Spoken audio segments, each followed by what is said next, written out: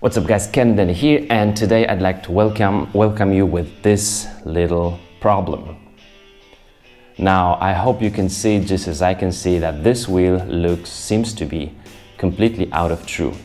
But the wheel is just perfectly in line, all the spokes are evenly tightened, there is no problem with the wheel whatsoever. That's the tire that doesn't really fit here or doesn't go in line with the wheel.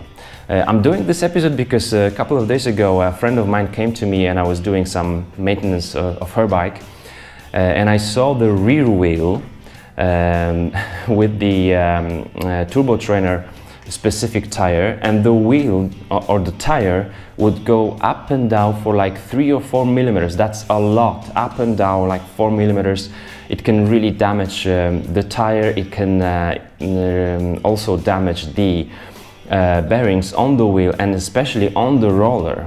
And I was surprised that the wheel was sold and assembled to the bike in the bike store. The other story is also that I had a flat tire on my Cannondale Cat 10 also because the tire wasn't assembled as it should be by the guy who was assembling the bike, because I bought the bike new out of the box. So it seems like mounting the tire on the wheel isn't just so simple, or it seems to be so simple that we don't do it right. So what's the problem here? And how can we avoid this problem or fix one if we have one? Now, the tire has to fit very well to the rim, and I'm gonna show you the tire and the rim. That's the road-specific tire and the Crossmax XL, but it doesn't matter. As you can see, the tire here on the sidewall ends up with the bead here. And it's, as you can see, it's thicker than the wall of the tire.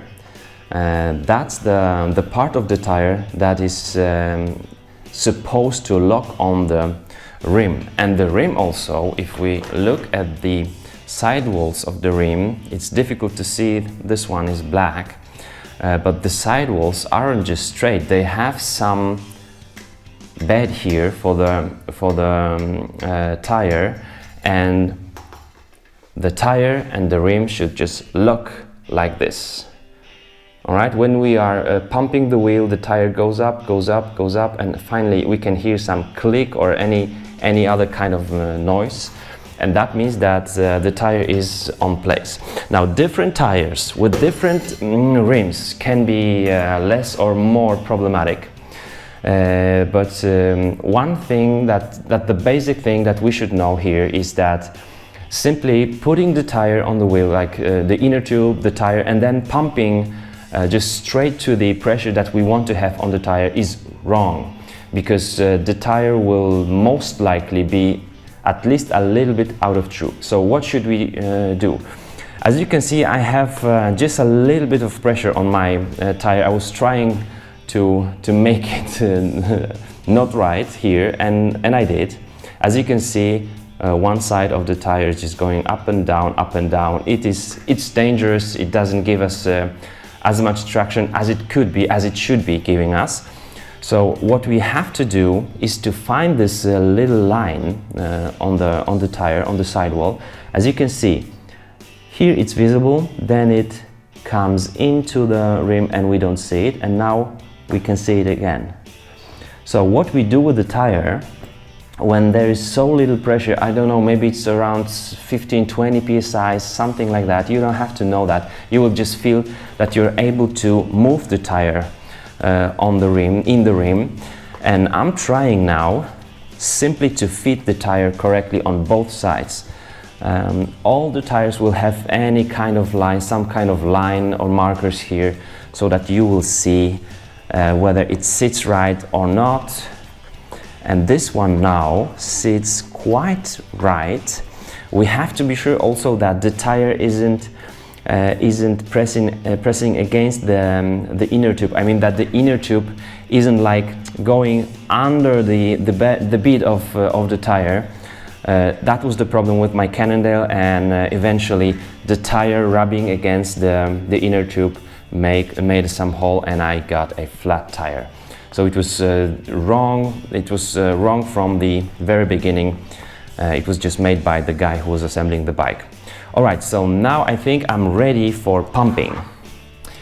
As I said, there can be less or more problems with different sets of the tire and the rim.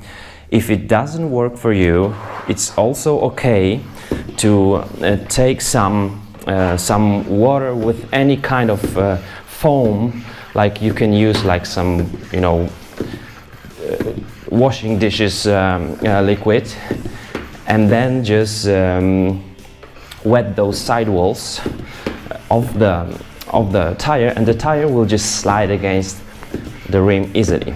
I hope that we'll hear now any kind of clicking into place.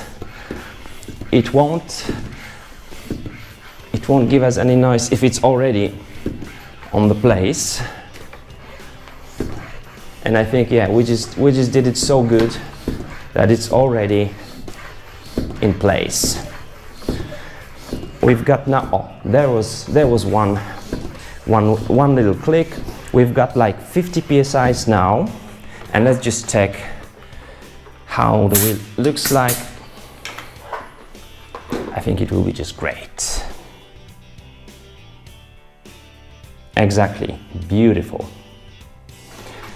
So, as I said, we shouldn't be pumping from 0 to what we want to have psi's just at once. We should stop at some 10 or 15 psi's and try to fit the tire correctly. If it doesn't work for you, you can also wet the sidewalls. Wow, it's kind of tiring, this pumping thing. And then when you hear this noise of locking up between the rim and the tire, that means it's already in place and it should be working for you fine.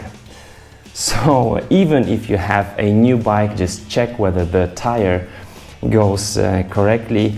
If it's not possible to fit the tire, I would simply just send it back to the bike store, because the tire should be fitting correctly in the rim. It means safety for us, it means better traction and also longevity on the tire. If you have any further questions, just put them below in the comments. If you have different methods of fitting some problematic tire to the rim, let us know also. Once more, thanks for your support, and I'll see you very, very soon. Bye bye.